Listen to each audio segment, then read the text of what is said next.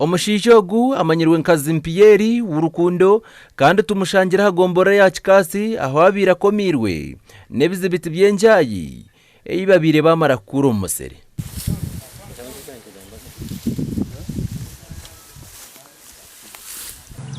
Kutwara abo mutwashanga umusoro gw'enjaayi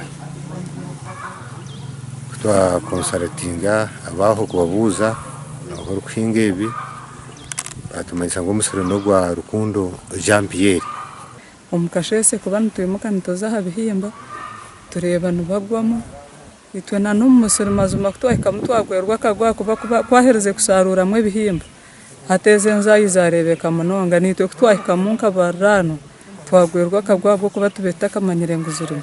Ceyamaani wa sere ya rugaga aho enjaayi ejebire hingirwe atugambire ngo nyakukwatwa kace anaganije osi amaraka obwabiragire yo kumukwata bwanyima yo kumukwata bitoji bitakija kuyambwaho batahibi ateme ibinure hateba atema giraki atwara yanekaniyejo akuyana yatakingo wenyuma akuyana yatakingo mwisho wenyuma ya leto nyuma ya mutamungwara umuhoro gwa mu ngaro twamuhera twagumuya so konka osi oya barigenderemo abo kwataye yatunga n'umwijo gwa gwabuzire ahatagira man power y'abantu babutosha babato criminals abari mu cweke kimpaha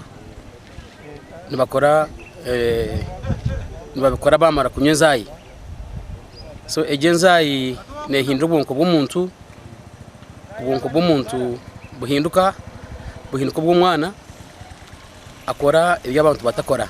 Lieutenant Kano Edson Akanyihayo obira kurire aba UPDF atugizire ngo bikwekweto nkebi nibyije kugumizamu ngo habo kuba batungire kumanyisibwa ku abahingi benjaayi bari binjo mu kicwekeje.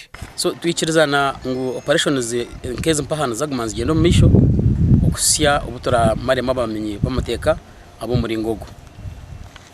Amahe nigaza kuguma nigasupportinga Poriisi ahe baragendere kusya obu amenyi bw'amateka obu muri nkogu buraho mu cyaro.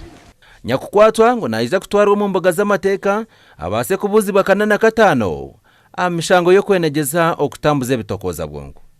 Gasha kwa Stuart Twino mujuni omuri Kikatsi.